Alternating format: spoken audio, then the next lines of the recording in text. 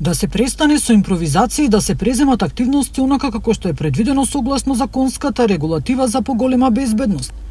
Од Црвениот крст апелираат дека показните вежби во училиштата, но и угостителските и другите објекти се од големо значење за справување во кризни ситуации.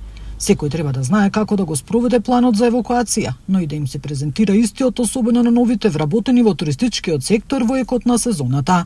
Потребно е увежбување на планот за евакуација, тоа можат самиот правен субјект, самите стопанственици, приватни лица тоа да го направат со своите вработени, да симулираат едноставно дека се случила некоја несреќа и да одат по оние покажувачи на движење на евакуација за самиот план. Но секако треба да се воспостават сите услови и критериуми кои што ги нуди, кој што ги има планот за евакуација. Секој субјект мора да има лице кое што знае да укажува прва помош. Од територијалната противпожарна единица вела дека стојат на располагање на сите институции, училиште, објекти се со цел реалистичко увежбување на плановите за евакуација, давање на совети и препораки. Ние имавме вежби, заедно со Црвениот крст, имавме вежби во средните училишта, а меѓутоа сметаме дека треба да почнеме од најмалите.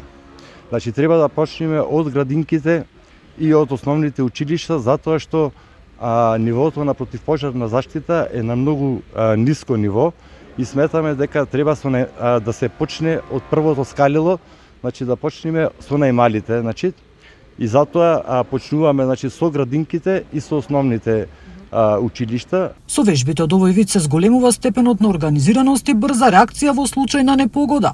Несреќите се случуваат насекаде околу нас, па поради тоа добро е да знаеме да интервенираме и да укажуваме прва помош. Нина Аритоновска, Сител телевизија.